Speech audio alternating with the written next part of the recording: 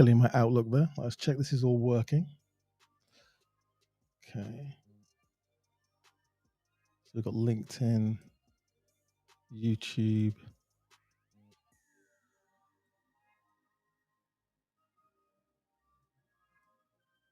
Facebook, although I'm often on Facebook.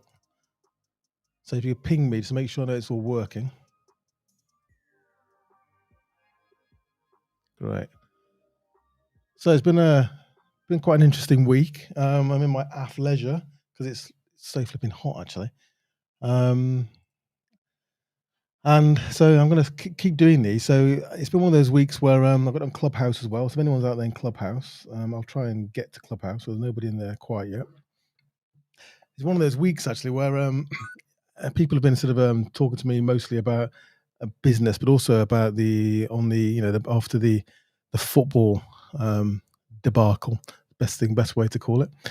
And some of the things that I was sort of in Manchester actually watching it, and one of the things that came out is about, and I've got to talk about this really, just mention it quickly because it does kind of pervade everything in a way. And it was about kind of people talk about racism and a lot of talk about that in football. But the point is, it's not just about racism. It's about that it pervades everything. So this is about whether you're white, black, white, working class, Jewish, gay, a woman. It doesn't really matter. The point is that throughout our society we have discrimination, we have bias, and it's very, very difficult to completely dispose of it because it's kind of human nature. We kind of like people that look like us, believe in the same God of us. It's just the way we're sort of built. But it's something we have to sort of overcome. And the point is that if you're in business or you're in a sort of position of power, is that you can actually make a difference. And a lot of people have asked me this week, have said, does it really matter? And can they do anything about it? And the point is, a lot of people can just sort of deal with it. Now, I'm one of those people that could deal with it. I grew up in the north of England, and had some difficult times, which I won't go into too much detail in this. But and what it is, it's about microaggressions. It's about when you're sort of like me and you're young and you're walking into a shop and you're followed around, or a cab driver wants you to give the money up front, or that happened to me, by the way, after I'd been on TV. And these microaggressions, they build up and they affect people over time. And that's something you have to be aware of. And what happens is that when I was a Secret Millionaire on Channel 4, this is back in 2011, I was in this Wolverhampton, and I was involved in it was a mental health charity for African Caribbean people with mental health issues, and had some quite serious sort of crises, basically people that had sort of breakdowns essentially.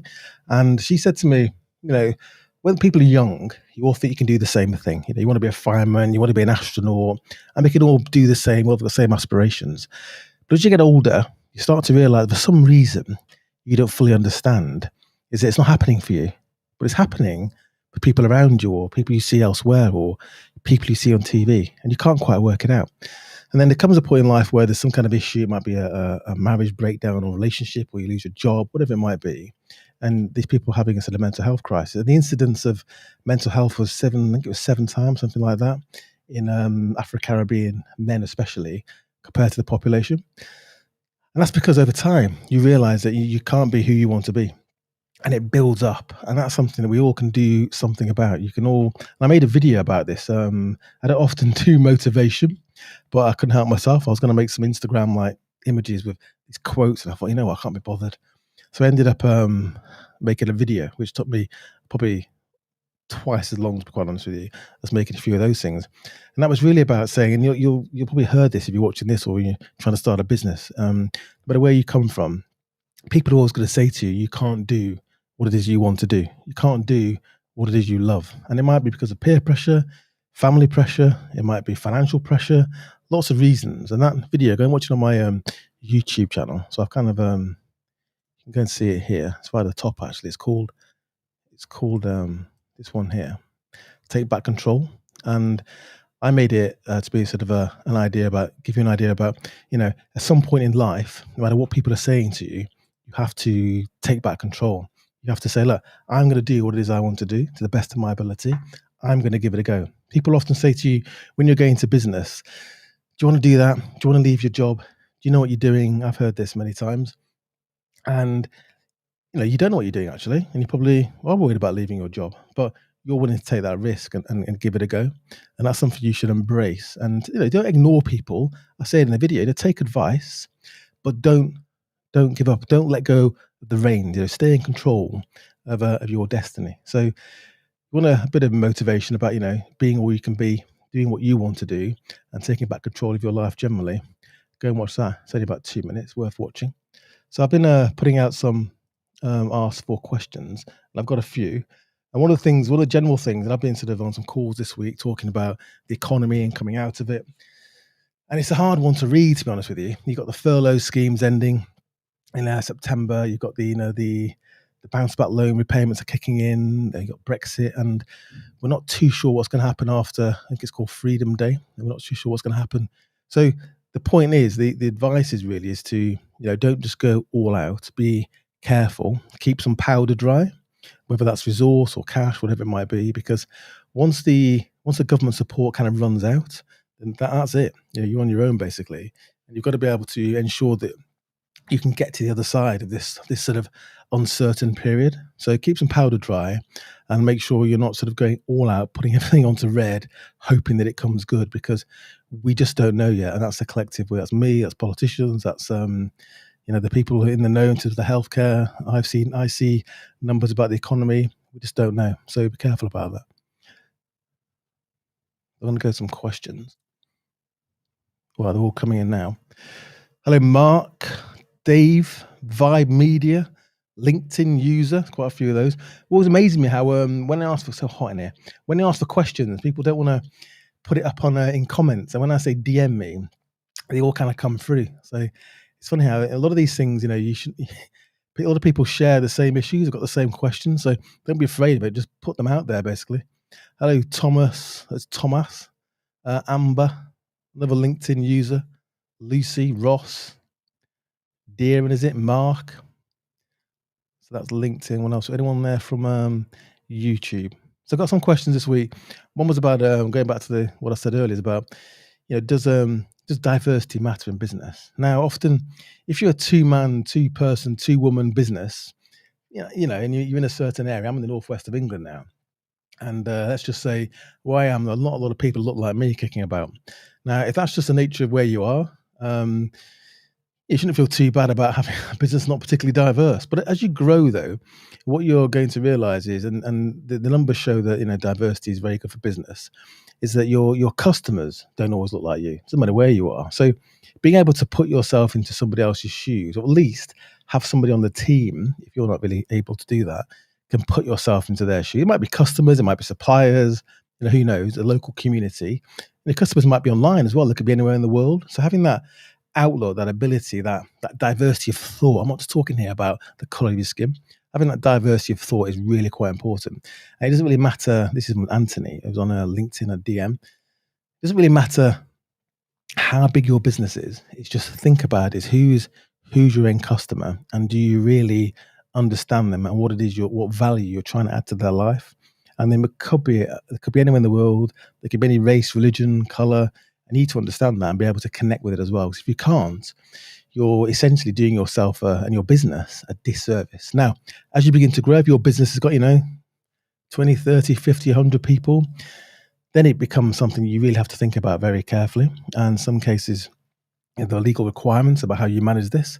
But you, as an owner, a CEO, an MD, whatever you call yourself, the numbers show that diverse businesses in all its forms, they're stronger businesses, they're more profitable businesses, and that is actually part of your job. And there's also a moral element to it, in that you have to try and make sure all of us do our piece to try and make sure that society at the top, or those in employment, or those that are making money, those creating wealth, looks very much society at the bottom as well. So just think about that. We can all make a difference. Now, I'll have a look at a question. I've got another one there, a DM, but I'll go on to Amber. Yeah, thank you for bringing this up. Sadly, practically everyone has bias. Everyone does has bias. Some people don't believe in unconscious bias, which is where you don't know you're doing it. I think that's just an excuse. I think it's an excuse for bad behavior. Some people are very, very biased. We've seen it in the press over the last week or so. and that's just the way they are. And I don't know, that's about education. It's about generational change as well. Some people, you're going to struggle to change the way they think. Right, let's get into questions. Ross Matthew Smith, do you see any shift in venture capital allocation? Middle East, US, Asia. Um, Now I don't pretend to know, be honest with you, much about VC in Asia or even the Middle East, and a bit about the US. I've been sort of working and doing quite a few forums or platforms with people from the US talking about it. And the main thing about venture capital you need to understand is a couple of things. One is that this is Ross. There's a huge amount of money out there, right? Now the US is quite different to the UK in many ways in terms of the amount of capital available, the risk profile, the sort of the whole sort of ecosystem really surrounding venture and small businesses and entrepreneurs. It's different culturally. It always has been to it is in the US, in the UK. There in many cases, if you failed, people look at that. I wouldn't call it a badge of honor. What it shows though is you've got some experience of how difficult it can be and how to right ships or pivot or make changes, and that can be seen as a positive actually to most investors out there. So number one, there's a huge amount of money and it's looking for a home. Now, often in the US, one of the big issues is that the capital's there. The question is how is it allocated? So there are lots of different types of funds, different strategies in terms of size of business, stage. You see more and more angels now. You see an angel list in the US, for example, where you're seeing the sort of democratization really of venture capital. And you're seeing more competition now for venture capital as well. You're seeing things I mentioned it before, like Pipe.com or Clearbank from Canada, which is not really, that's more debt. And these are actually ways of using your revenue or your credit card income as an asset and financing, raising capital based on that, as opposed to giving up equity or raising debt and having that sitting on your balance sheet. So the capital's there. The way in which it is now being distributed is changing and it's evolving. But essentially, it's the same process. I think what you're seeing now is more. This is on a macro scale. You'll see more allocation towards the big issues. So these are things like climate change, carbon, deep tech. You see more capital is being allocated as big issues, but often that doesn't always. And I've been talking about this recently on the board of the government bank in the UK, British Business Bank, and the question is how do you sort of allocate capital to smaller businesses, startups that are making a real difference in terms of carbon or net zero, whatever it might be, and that's harder to do. So I don't think that if you're worried about raising finance, then if you've got a good idea, you've got a management team that can deliver, and you can present it in the way it needs to be presented. You can raise finance. The capital's out there, and it's been allocated. And you need to understand venture capital. There's no point. I always say this: trying to push a round peg through a square hole. It's very difficult to do, and you need to make sure you've done your homework and you know what people are actually looking at and investing in. So the shift, I would say, overall, is the fact that there's just more cash, and it is it, it is shifting towards. I mean, a lot of the noise is startups. Okay, now that's fine, but don't forget there's a lot of capital into private equity, a lot of capital into mid market PE as well. So buyouts essentially. There's a huge amount of capital that's been allocated in lots of different ways. So don't worry about the amount of capital. Just make sure that you're in the right position. And often that could be about your network, your social capital, knowing how to access capital. That can make a huge difference. So you need to work on that as well. It wasn't the best of answers because I don't really know a huge amount about venture capital allocation. I just see that's sort of supply. I kind of see where it kind of surfaces almost in terms of who's closing the investment rounds. All right, let's have a look through here. All right, Mark. I'm just going to see if I can show this on the actual chat. Here's an interesting one. So I get negativity from my own family peers. So there's an old adage, isn't there? You can choose your friends. You might love your family. I know people have got families that are anti-vaxxers, and you might be one yourself, anti-vaxxers, QAnon lovers, but they still love them, but they just don't want to talk about that. So I think you have to listen to people that matter to you, listen to your friends, listen to your family. They often will know you in ways that you don't fully appreciate. I've had my late father, mum actually said to me once that I was getting involved in something, and he was saying he spoke lots of languages. I was explaining the situation, and he was sort of saying that doesn't really stack up because that kind of person. This was sort of different sort of branches of a particular faith. They wouldn't really interact with this branch, so I don't quite understand how that works. And I was like, oh, what do you know, sort of thing. And a year later, we sat at Sunday lunch, and he was saying, "Yeah, I told you so," because I'd basically lost a fortune. So they do understand you in ways you probably don't appreciate, but they don't always understand, what you know and the world you live in and your aspirations and how you're going to go about delivering upon that. So listen to a point, but don't let your family essentially run your life because it is your life. And I was talking to my I've got a cousin from Barbados. And I was chatting to him last night for an hour.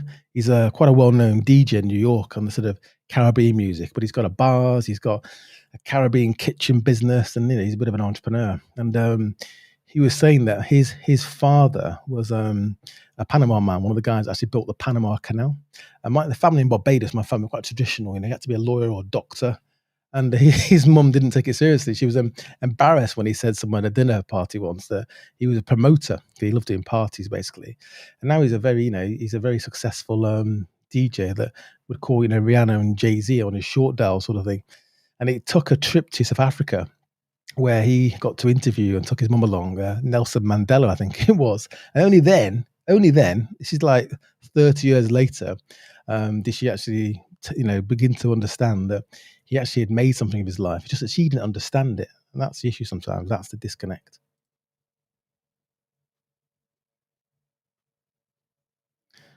I'm looking at a mark here. Kind of covered that mark a little bit in terms of diversity. Jayesh, Amber. Let's try this one here. Liz, LinkedIn. I'd love to grow my business. I haven't read this yet, by the way, so this could go anywhere. What's the best way to fund the growth with minimal risk? That's a big question. Bank loan, government scheme. I'm not sure what government scheme that is right now, post COVID, because there aren't many government schemes investing directly into businesses. There are a few. I don't owe any money to anyone. Great, good start. I started from zero and never seemed to get beyond a certain level in terms of turnover. So that can be a number of things, can't it? Let's break it down a little bit because there's quite a lot to unpack there. So the best way to fund, there's no way to fund growth. You can minimize your risk, and the risk profile and the risk you're willing to take on board is inextricably linked to your business and also the kind of capital you're raising. So if you're raising, let's take debt, for example. So if you're, and also debt, always relate debt back to a mortgage and a house, basically. It makes life easier. So if you're you're buying a house, yeah, and you've absolutely taken it to the absolute limit in terms of that multiple of your income, and you've got as little equity as possible, and you've completely leveraged this thing up, and you think, I can just about afford this house if everything goes well. So you sign the dotted line, you move in, you lose your job, the economy crashes, there's a pandemic, and house prices drop by 20%. Now that's risk that you did that hadn't happened yet, but debt and that particular instrument is a fixed cost essentially. So if things go well, it's great because you've put in not much equity, things have grown, and you haven't sort of used equity or your shares in your business, so you've kind of leveraged up. Fantastic. If things don't go well, it's the other side of that coin. So if you're raising equity, then often it's about how much equity you're giving away for how much, and what the growth potential is, and how much you're actually going to share of that with those investors. So the risk profile of your business, and again, the risk there is that if things don't go too well either, which often they don't, is that what's in your shareholder agreement? What powers do they have? What veto rights do they have? What consent rights do they have? Can they fire you basically if things don't work out? Perhaps you want them to fire. I don't know. So there's lots of ways you need to structure debt and equity to minimize your risk, but also think very carefully, because the minute you involve a third party in your business, be it debt, be it equity of any sort, then you're inviting external stakeholders and you're inviting some risk, because you have to perform, because they want their money back, or equity investors, they want a return. So the fact you're not getting beyond a certain level in turnover, and that can be a number of things. That can be, again, I don't know the details here, but let's just unpack it again. So that can be you, it can be your ability. Now, don't take that badly. I've got starting a business now, Moblocks, I'm talking about. And, I brought people on board that they know more about things that I'd love to know more about. They've forgotten more, actually, than maybe going to know. So, sometimes if you've got a small business, especially got a small business, and, people are expensive as well. And sometimes you have to sort of reach out and look for support, look for people that you can bring into your business and hire. And if you can't hire them, try and find creative ways to bring them in so they can actually add value. And what we're trying to do is plug your skills gaps. And again, going back to that diversity of thought, even, is you're just trying to augment and improve upon the data you have in your head, and understanding the data that's out there. That's what business is all about, really. And just bringing people in to sort of help you and support you. Now, you might want non-executives, it could be shareholders even, it could be consultants, it could be your family, friends. Just talk to people, and don't sit at the bottom of your garden in a shed in a lab coat inventing things. Get out and talk to people. And it might be your product. It might be your product's not quite right. Again, going back to talk about this a lot on these live chats, that product market fit, your product's not quite right. You haven't evolved, haven't spoken to your end customers or the service, whatever you do, or the customers aren't right. So you might have a fantastic product, but you're not connecting with the right customers, the ones that are most likely to buy that. So that's about sort of going through the process of iterating all those variables until eventually you find the formula and it connects. Now, if it doesn't connect, then you might have a business model that doesn't scale. You might have a business where you've chosen a product that interests you, that you found a market and it's grown to a certain level, but then it stalls, and that's it. That is the size of your market. And it might be that you could improve upon that by extending your reach through, digital, whatever it might be. And it might be that's it. So sometimes you've got to be honest with yourself as an entrepreneur as to where you are and what the issues are. And if you're struggling, is reach out to other people. Let's have a look down here. Afternoon, Liam. Tita. Liam, nice setup. Thank you. Working on that. Don't know how to work it all, to be honest with you. There's too much going on. But I'm getting there. I'm getting better at it. I know if I click a button here. There you go. Genius. What else we got here?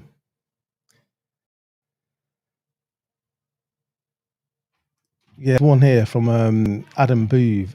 I'm wondering how you would advise on how to scale a business. We are looking at going into supply only.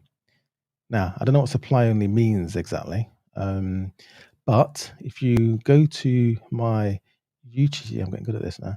If you go to my YouTube channel here, there's actually a playlist. I mentioned this before, and on this playlist, it's here. So it's called 5 Key Business Planning Tips for Growth, basically.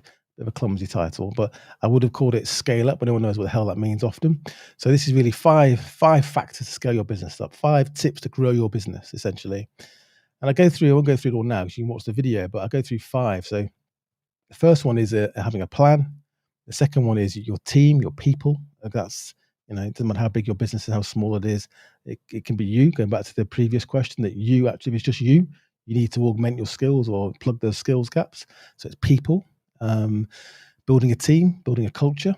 Then it's about operations. So normally when you look at the stages of growing a business, you've got your kind of product market fit we talked about earlier. And you go, okay, I've got a product or service that customers want to buy. I've got the marketing right too. Now, and I can make money doing that as well. And when I sell it, I'm making a margin. Let's scale it up. And I've worked out that if I spend, my customers cost me £1 to acquire, and I make at least £4 out of them over the lifetime of that relationship with that customer, at least that probably, then you've got a business, you can scale it. So then it's about operations. So as you start to scale that front end, I always liken it to a pantomime horse. If the front end starts accelerating away and your back end, your operations, your governance, your structure, your processes, your systems, your training, if that's not up to speed as well, the front end's going to detach and you're going to have a bit of a mess. So it's really important that you have to get your back end, your operations ready before you start to scale. Because otherwise what happens is you end up finding yourself in a situation where you've overtraded and you can't actually deliver on the promises you've made to those customers. And that's when the wheels do fall off. And I've been there myself. And the other one then is technology, which is something that I'm sort of clearly very focused on. So use technology, automate everything, go for your management accounts and say, can I automate it? Can I use software to reduce the cost? Can I use APIs to connect these things up? Can I outsource this? Just literally be ruthless. And the technology is out there. There's an explosion of technology for small companies that they're not using. And try and automate everything you possibly can and use the technology to the advantage of your business. That's the other one. And the last one is finance. So clearly, if you want to grow and your growth plans mean that, and the growth plans are such that you can't fund it out of the profits in your business or your own capital, your own pocket, essentially, you're going to need to raise finance. And that's when you get back into what kind of finance, how much finance. Do I raise it all now, or do I raise a little bit, grow the business, raise some more? Don't forget that raising finance can be extremely time consuming. And to raise finance, you need to have your plan, your people, your operational model, and your sales and marketing, go-to-market strategy, all ready to go. Your technology, they've all got to be tip-top and in place before you try and raise money and scale. So it's all kind of inextricably linked. So have a look at that video. That goes into each of those for about 10, 15 minutes each. All right, what else we got here? So Brian, so that I'm probably the same answer to you actually. So I won't go through it again. I would only say, don't raise money, or unless you really have to. Don't just raise. Someone said to me in the last live chat I did, Piotr, I think it was. He was saying that people are throwing money at me. Should I take it? And the answer is no. Money. If you've got a good business and you're growing and you're in a position now, you're saying to grow, not sure how to go about it, go and watch my playlist on scaling a business. Obviously, you need to add in there your sales and marketing, but then don't just take money for the sake of it. Money it's a commodity. Going back to the earlier question about capital allocation, it's a commodity. There's lots of it out there, and even if your business isn't quite ready, you may be able to raise less money and take. You might take more risk, but that's down to you. But the capital's out there. Don't be in a huge rush. Let's have a look down here. Is anyone actually in Clubhouse? Let's bring some of these people up in Clubhouse and see if they've got any questions. Hello, Clubhouse. Anyone got a question? Let me know while I'm scrolling.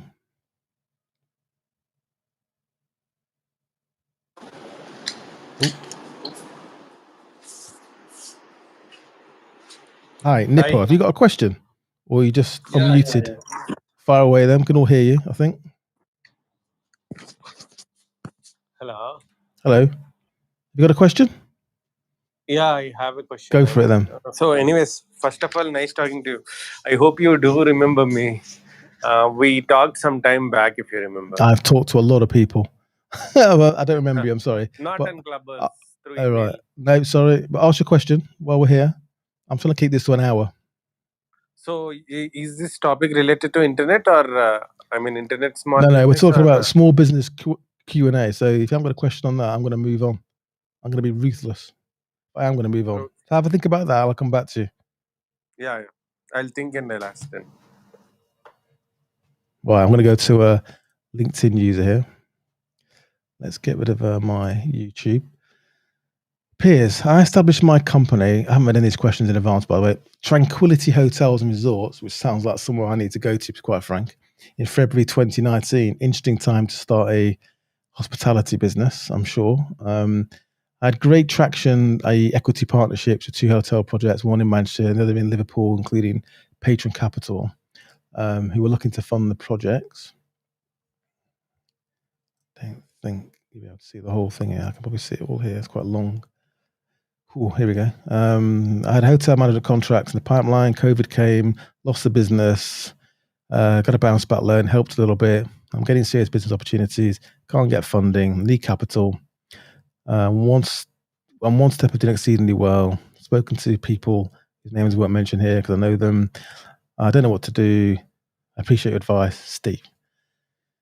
Ooh, Steve, this is what I was saying earlier when I started out in my first intro, is that it's a really difficult time, especially hospitality, because what you need to be able to do is to plan, and it's really hard to plan when you're not entirely sure how far you are away from the shore. Essentially, we're still a bit of adrift at sea. Now you can see the shore, but we're not entirely sure how quiet to get back there. Hospitality, I think, especially you doing hotels in the UK. We've got our in the UK. If you're not in the UK watching this, then we've got our kind of Freedom Day, we've called it. But the COVID cases are rising. There's been a slight more of a disconnect between people getting seriously ill, which is good.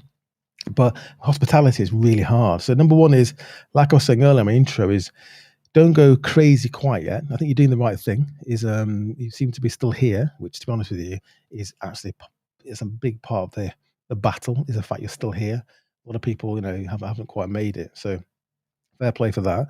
And then what it is now is I was saying, boys, keep some of your powder dry and think about, okay, what do I do and when do I do it? And that's about planning, and it's about putting your plan together. You might have to sort of say, look, we're not going to go for it quite yet. We're looking at starting in 6 months, 8 months, 9 months, whatever it might be. And then it's about that raising capital. People forget this, right? It's a sales process. It's about having having an opportunity clearly that makes sense. Otherwise, you're wasting your time. No point just dressing something up that hasn't got legs, because you're going to spend 5 years of your life and not going to get anywhere. So that's number one. So is take the opportunity that you see, package it, do what you're doing is you're reaching out to various people, talk to people, make sure you're talking to the right people, so people understand your industry, they invest in your industry. Don't just sort of, throw mud at the wall, because there's, as I was saying earlier, there's so much capital out there and so many places you can go that it'll take you forever. So really focus on who is it that invests in what it is that I do. Go and watch another video on my YouTube, one called "How Do I Raise Startup Finance?" Now, it kind of goes all the way back to raising it from your mum, but actually these concentric rings of where you can raise capital from. And as you start moving out from the center, you get to people depends how much money you want. If you want to raise £25 million, equity to buy a building or something, then on the get go, that's going to be quite difficult. So number one is look at where you raise finance from. Is it venture? Is it people Is it, can you crowdfund it? Is it angels personally, or can reach? Is it angel network? So look at all the options in terms of where you can potentially raise that capital. Package opportunity in a way in which people are most likely to, write a check. Then it's about execution, obviously. But don't be in a rush, especially in hospitality. I think the last thing you could do is sort of raise money. Now, obviously, raising money is going to take you probably 6 to 9, even 12 months, even if you go at it. So by the time you've actually got the cash, hopefully we'll be on the other side of a pandemic. But you're doing all the right things. And you haven't lost your business opportunities. The opportunities are still there. You've just lost the ones you had. And they're probably still there, actually. They've probably just got a bit quiet because, they don't really know how to approach this either. Just like, you don't, because we're in an uncertain world. It's an uncertain market, and especially when you're trying to operate in. So don't be sort of too disheartened about it. Just keep going, and you're doing the right things.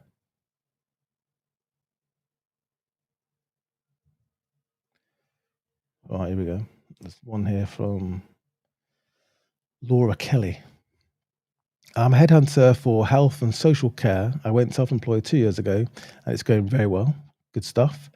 I'm now starting to get return customers from recommendations. Excellent stuff. The best way to get customers. It's the best form of marketing. How long do I stay on my own before bringing on a member of staff? I have to get rid of that to read the whole thing. I have lots of roles. Don't turn them down just in case work ever ceases.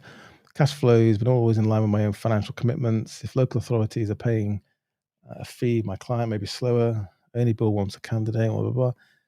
So I've got quite a few friends that have been in your business. Some, have built quite big businesses actually, and some exited, made some money out of it, and some, work for the large kind of recruitment firms. But most of the ones that built their businesses did start like you. It was actually them and their kind of network and their virtual Rolodex, their contacts book, and they got on the phone and started making phone calls, and went through all the pain of getting onto preferred supplier lists and PSLs, all this kind of stuff.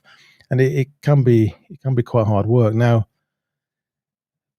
moving from running your business yourself to bringing people on board, even one person is a massive change. So you've got to think about that quite carefully in terms of doing it. And once you probably passed that point already, I think, once you made a decision to actually recruit people and grow your business, then there's another video I did on my YouTube channel. So I keep doing this, but which is, I'm going to try and find it for you, which is one.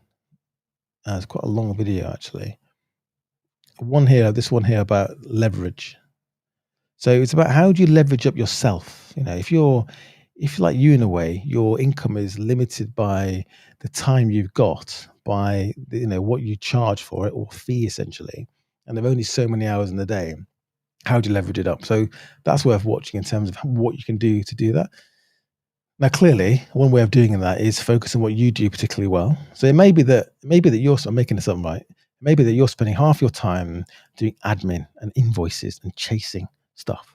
So you can start, I think, hopefully, by limiting that downtime, that wasted time. And that's by hiring somebody in the business, and maybe you've already thought of this, that they're not a recruitment consultant. They're not someone who's expensive. That's going to be leading the charge like you. But initially, it's somebody that can take all that stuff off your hands. Go back to my point about automate everything you possibly can. You want to focus on what it is you do best. That's where you generate the money. That's where you generate the margin. That's how you build your business. So try and limit and minimize the mundane tasks and the admin. And that can be someone that does that. It's quite cheap. Back office essentially. And I'm sure if you worked in recruitment, you understand that. Only then, when you've absolutely minimized the nonsense, is then to grow your business clearly, you have to hire people.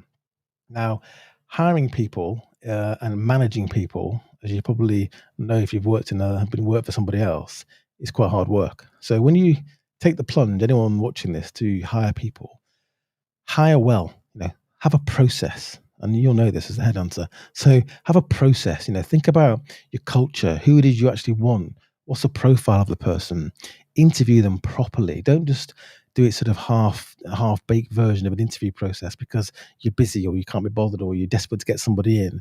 Because in the long run, that's going to cost you an absolute fortune, not just in terms of money, just in terms of time and heartache, to be quite honest with you. Because hiring someone into a small business and then realizing they're the wrong person can be soul destroying. Because then you're thinking, I've got a probation period, I've got 6 months, maybe they're going to change. Maybe if I take them for coffee or we go for dinner, I can change the way they think. And usually you can't. You usually know within a month or two working with somebody in a small business whether it's going to work out. And in your gut, but your head's trying to tell you that you can fix it because it's such a pain trying to find somebody else. So have a process, have a probationary period, and be quite ruthless about it. And manage people. People want to know, anyone, not just about how they're performing for you and your business. They want to know, are they doing a good job? So it gets into managing people and trying to, align your business aspirations these days with their aspirations. But it's a big change for any business. Now, some people love it and they embrace it and they love building teams. Some people struggle with it, and you'll know that if you're the latter, then you need to get help or support to help you build a team, because that at the end of the day, it's especially how you build your business. And along the way, always look back and check: are you minimizing the admin and the time that's been wasted doing stuff that's not adding and maximizing value for yourself and your customers? Right. I should have got a drink, but I forgot to get one.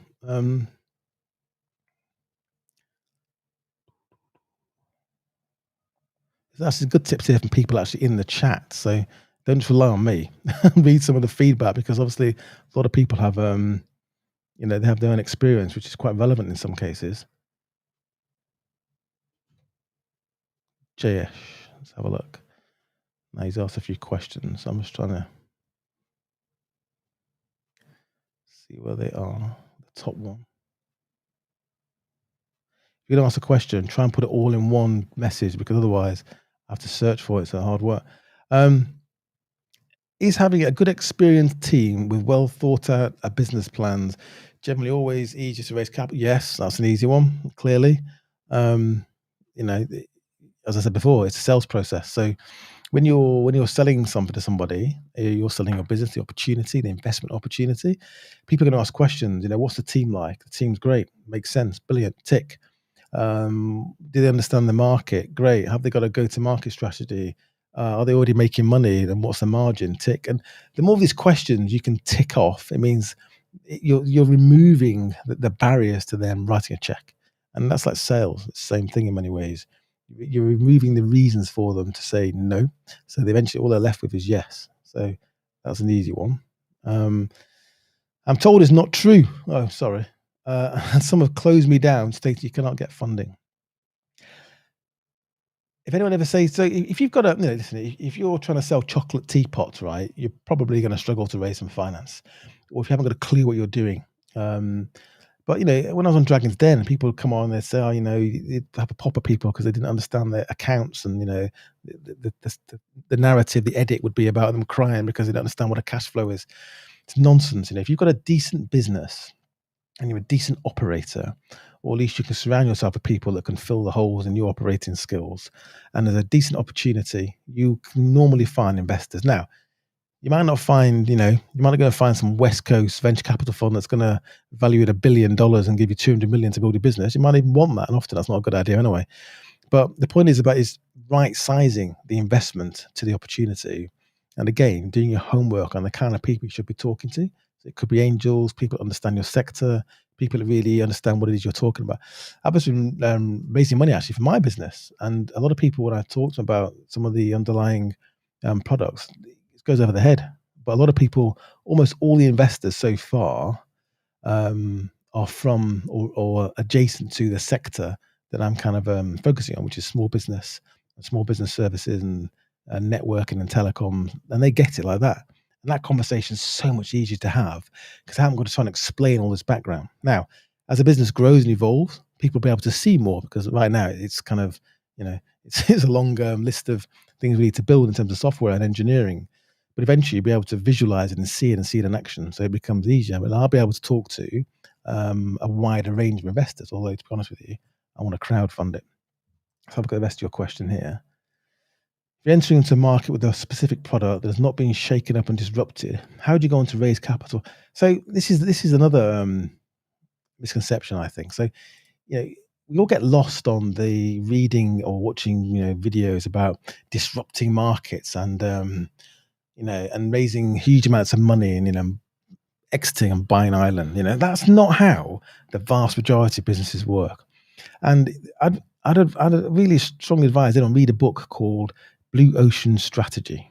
Right, this is the book that I read, and this is quite a well-known book.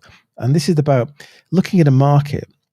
One of the best examples of this is Richard Branson. It's about looking at a market that it's been there forever. Hotels, good example. Rail, Virgin Rail, Virgin Hotels, cruises. Look at the Virgin, whatever it's called now, Voyages, is it? Airlines, Virgin Atlantic, space now even. So Richard Branson is really, I think, he's the blue ocean strategy original gangster. So he has looked at these sectors and said, right, people, yeah, there's trains, yeah, there's planes, yeah, there's cruises, and he's completely changed the sectors by re-engineering the experience, by re-engineering the customer experience, about the way in which it's delivered. And what you then do is create a new market. You can often increase your margins because people perceive they're receiving more value, and they're willing to pay for it. There's another book called Influence, which I also recommend, which is all about sales and things like that, about context and where people perceive value, the way they're willing to pay more for it. So don't get lost in the whole. I've got to find a huge market to be disrupted before I can raise money. It's just not the case. Just pick a market, do what you know, pick a market you understand, and make it better, make it simpler, make it cheaper, and make it faster. And that's how most businesses actually succeed, and how most businesses grow. It is not Airbnb and finding some huge opportunity after some insight you've had. They are amazing stories, but there aren't many of them. Well, I hope that was helpful. Where are we now? 7:15. Adam Booth. Adam, try and put them in one chat. 2 messages above. I explained regarding the business. Sorry. Oh, God. Let's have a go. Adam, you're welcome. Adam. Yeah, so I kind of done that one, actually. That's about supply and scaling up. Maybe that was useful, Adam. But do go and watch that that playlist. I put a lot of effort into that. These YouTube videos, you might watch half of them, get bored and switch off, but they're an absolute killer to make these things. I can tell you, YouTube is hard work. So please go to YouTube and follow me. I'm now scrolling down. Is anybody in a Clubhouse? I'm going to bring up Lauren. There we go. Lauren, you got a question? You got a question in Clubhouse? You're on the stage. Hi, Piers. Hello. How are you doing? I'm doing very well. A bit hot, actually. I get stressed doing this. There's so much stuff to do that I'm doing on my own as well. You know, I've got a team behind the screen here. It's not the Wizard of Oz. It's just me here. Oh, are you on Club Deck? No, I'm on. I'm using. I try to use different ones because I'm trying to learn about these things. I'm using Restream. I've used StreamYard and other ones as well. Yeah, the unfortunate part is that you actually can't see anybody really in the crowd properly, and you obviously miss people and all the rest of it. So it's quite a difficult one. But Piers, it's nice to meet you. I saw Piers and I was like, oh, Piers Morgan, but not. No, and I'm glad I'm not in Piers Morgan. Much better looking. Right, have you got a question? I'm trying to keep this short because people have got lives. No, so to be honest with you, Piers, I came in and I didn't really hear anything. It was dead. Oh, right. I was interested probably because I muted you, actually. So have you got while you're chatting then, have you got a question about your small business while I'm scrolling through the other questions? You must have something niggling issue that you're thinking about. Oh, what if I could ask someone that's actually running a few businesses about? No, I think, Piers, I mean, look, I have a small business. I am definitely looking at changing up my business. So I've got a sports marketing company in South Africa. Yep. So we deal with elite sports, so elite sporting brands, athletes, teams, and tournaments. Yep. But obviously, with what's going on with COVID and now the unrest in South Africa, sports is definitely sitting, if I can use this term, if you can understand it, sitting in its granny at the moment. So I've had to relook at my business and new ways of which I'm going to work to draw business in. Clubhouse has been amazing of bridging the gap and finding opportunities, but also connecting with people globally. Right. So that has been phenomenal. I'm going to have to shut you down because I've got lots of questions here. So Cool. I think what it is in Clubhouse here, I'm so used to using Clubhouse and I always mute it. So when I mute it, you can't hear me either. So that's the problem with it. Let me bring Bunmi up and Koala here. So I'll bring them up. I won't mute you, but please mute your mics, otherwise we're going to hear you. There's a question here from Michaela and I. Michaela, you were last week, weren't you, as well? So welcome back. Good to see some people coming back. So, hi, Piers. I finally found a developer who can make my product. That's not easy these days. Trust me, I'm going through the same thing. Sadly, this is through an agent. Yeah, going through that. The agent doesn't want to release pricing if I don't sign their T's and C's. Okay, fair enough. I don't blame them. They're stipulating in the license that I've paid for the service and I cannot talk to anyone about anything. Is this common practice? I'm just trying to understand here what you're actually talking about. I'm trying to develop it's an agency and they've got a license. Oh, right, okay. So that's their T's and C's. Listen, at the end of the day, okay, if you're building a business and you're writing code, you're writing software, then that is your IP. And if if you're an agency, right, and that your business is connecting people with talent, and you want to get paid for it, so I can understand why they're not going to sort of hand out people's CVs willy nilly that they've spent months and quite a lot of effort trying to secure. So I don't blame them on that front. That's quite normal. They'll ask you to sort of at least sign up to their T's and C's that if you employ that person, that they get paid. That's fine. Now, if it's developing, one of the things that often happens is you'll find in the small print, if someone builds some software for you, that quite often at the end of it, they own that software, or at least they have a right to use that software. And the argument goes like this: well, we built something for you. We're never probably going to deploy the same code for somebody else, but we're going to put it onto our sort of code library. And if somebody came along that wants a similar product or service, whatever it might be, then they've got some know-how now, they've got some IP, and they can take it off the shelf and brush it off tweak it a bit, and then sell it to that customer. Now, it's very rare that actually happens like that, unless we really have built a specific platform that can be used again. Because often people, their requirements and their user stories end up being quite different. But I'm going to make this very short for you, is that you absolutely, if you're paying somebody for their intellectual property, need to make sure that, number one, you own the intellectual property. And then number two, they can't just take your know-how at the end of the day, because your know-how is what you've handed to them so they can build that software. They're really just, you're the architect, they're the bricklayers. So, why do you want the bricklayers to be able to come and take your beautiful design and flog it to somebody else? So what you need there is a good lawyer, not an expensive lawyer, just a decent commercial lawyer. Often you'll find that big law firms, some of the commercial lawyers leave, they set up their own smaller firms. They specialize in commercial and contracts, and talk to them and take some advice. Do not go into these things just sort of winging it, because you'll find very quickly that, so say you're going to raise finance, right? And you're now sitting with investors, they're ready to go, and they start doing due diligence and they start going for your contracts, and they realize that, hang on a minute, you don't actually own your technology.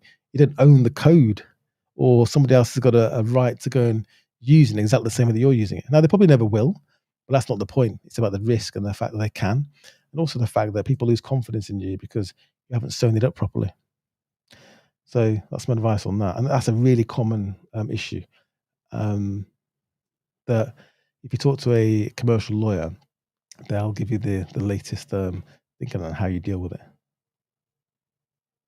LinkedIn user. Hi, Piers. I'm trying to grow a car buying service. We buy cars, all shapes and sizes in the public. Any advice on growing the brand in a cost-effective way? So this is one of those markets that is it's ripe for disruption, isn't it? So in the UK, we saw we buy any car. Where, I mean, in the US, what amazed me in the US. Now the name of the business is going to just slip my. Is it coming back? No, it isn't. They've got a We Buy Any Car in America, huge, raise a lot of money because it's way past being a unicorn now, where you can literally just go online and sell your house, and they will look at it based on the information that's available publicly, and the information you give them. They will price it, probably discount it to some extent to manage the risk, and to buy it off you there and then, just like We Buy Any Car. Anyway, I digress. So here you've got We Buy Any Car. Now you've got Kazoo. Is it Cinch? There's another one. So there's lots of people. And going back to my point, which beautifully knitting this together now. Going back to my point about Blue Ocean strategy, this is it. So this is not reinventing a market. It's not people buy cars and they sell cars. That's not new. What's new is the customer experience, because the customer experience, and forgive me for using sort of I guess tropes really of car dealers, is that the used car dealer market is the guy in the sort of dodgy looking jacket and the tie that doesn't match, trying to tell you anything to take a car off you that's going to fall to pieces 5 yards down the road, and then and not give you your money back because the small print meant you don't have to pay you. So that market, sadly, is very much like that. It's like that in small business, the business that I'm building as well in sort of telecoms, very, very similar. So what they've done is reinvent the customer experience. So I don't know how big your business is. I think Kazoo's already raised like over a couple hundred million, or at least 100 million within like 1 year. And they're thinking of floating, I think, as well, or reversing into a SPAC or something. So you don't need to go crazy like that. One thing about raising that kind of cash is that you want a railroad then of raising more and more money, because every investment needs to get 3, 4, 5, 10 times their money. So they're looking for the next money and the next valuation to peg up the valuation on their fund and their return. So learn from them. Go and look at, you don't have to reinvent any wheels. I'm sure you're already doing this, but go and look at what they're doing, because they're spending huge millions of pounds, tens of millions of pounds on this in terms of the software, the customer experience. I've seen Kazoo branded lorries on the motorway, which just amazes me. I've seen these Cinch ones, I think, where they've got their own trailers, but they're using haulage businesses. So the cost of creating your fleet, I'm sure they've done the maths on this. But forget all that. Just think about the customer experience. Getting a car delivered in the back of a truck at the end of the day. You can get anyone to do it. There's lots of companies that will do that. But you focus on where you add the most value. And that's what I would do. There's a huge opportunity there, I think, to do a much smaller and more personal, potentially, and probably a sort of fleet of foot version of those big companies that are trying to disrupt that market. But again, that's Blue Ocean strategy, just reinventing a market that already exists by using technology and listening to customers and just changing the game.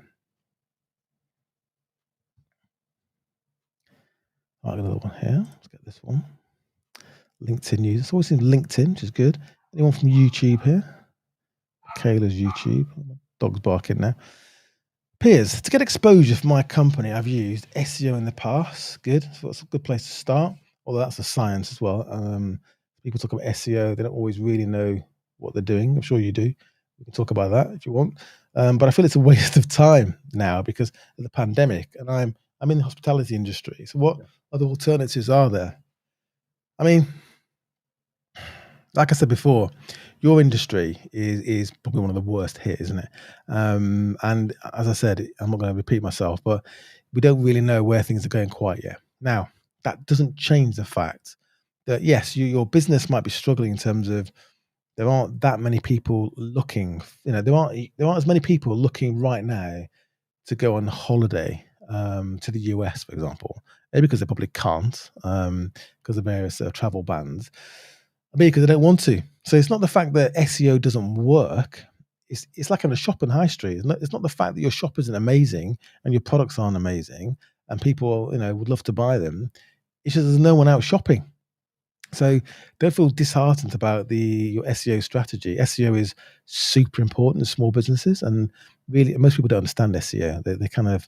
They'll pay some consultant that'll give them some chat about SEO and not really do much about it. Good SEO, it takes time, takes a lot of work as well, but that can change your business. So don't give up on it. Keep going, keep fine tuning it, and keep working on it, because the point is, and you probably can't get as many backlinks and stuff right now because people aren't really talking about it, but keep going, because what happens is that people give up, and the people that are going to succeed on the other side are those that didn't give up, the ones that kept going, the ones that kept, they're here, which you seem to be, which is fantastic. A lot of businesses aren't, so that's number one. The competition is thinned out, and then B, you've kept going. You've done whatever you can with the resources you've got to keep the lights on, because when people start looking again, your SEO should become extremely effective because it'll just stand out from the crowd. We've only got a few minutes left, so is there anybody on Clubhouse that's actually got a question about small business Q&A? Flash your mic.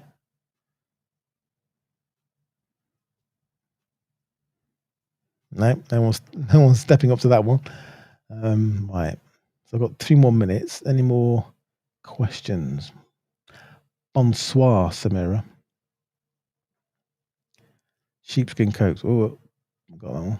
Who's doing sheepskin coats? That's the SEO business.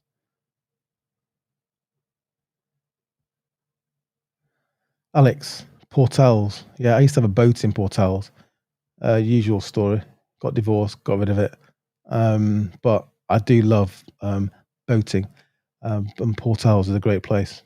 So it's either that, between there and Ibiza, actually. And I know that's not a question. You were just saying hello. So hopefully we'll get back there at some point. I'm down to get back to the Balearics. I was looking at so many questions here. I'm trying to see if I've missed.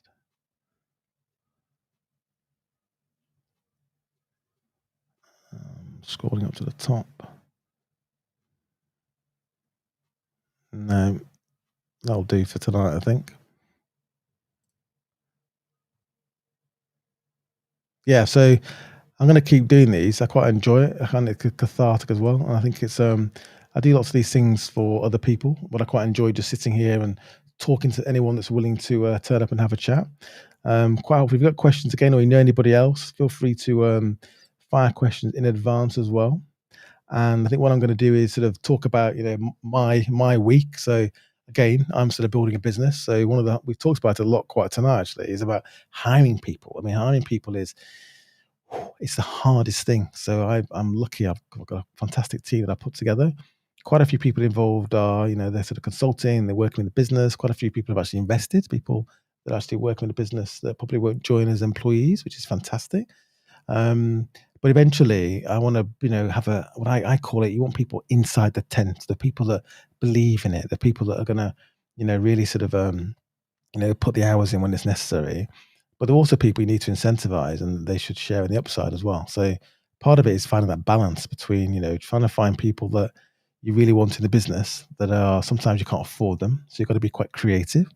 And this is where, building a business that's got investors you're going to sell means that you've now got a currency almost. You've got something of value, and that's your share capital. And if you really are on a track to build a business to exit, then you can use that to incentivize people. But even then, it's really, really hard. And what I'm finding somebody mentioned it earlier, is that the market for, say, software development engineers is, if you've got children, I'm in two minds about this. One is, will AI be able to code better than humans? Probably. But right now, it just seems like, the world can't get enough of software engineers. So, learning to code, become an architect, which probably means you need to code anyway. Learning to code is a huge skill, because there aren't enough of them out there, and it's only going in one direction. So I hope that was useful tonight. Please do follow me on Twitter and Instagram. And also, if you can sign up at moblocks.com, this is my new business we're building. Not much there yet. What I'm building, though, is an email list. So people that, find this interesting, like the help, but also want to contribute and get involved, because we're building a business for small businesses and entrepreneurs. So we're going to need a group of people that can give feedback, test our products and services, and engage with our content and make sure we're getting it right. Going back to that product market fit, and also what I call content market fit. So if you go and sign up at moblocks.com, you'll be on the kind of mailing list. And then when we start to launch or get close, you'll get kind of priority access. So thanks again. Going to leave it there, and we'll see you next time. Thank you.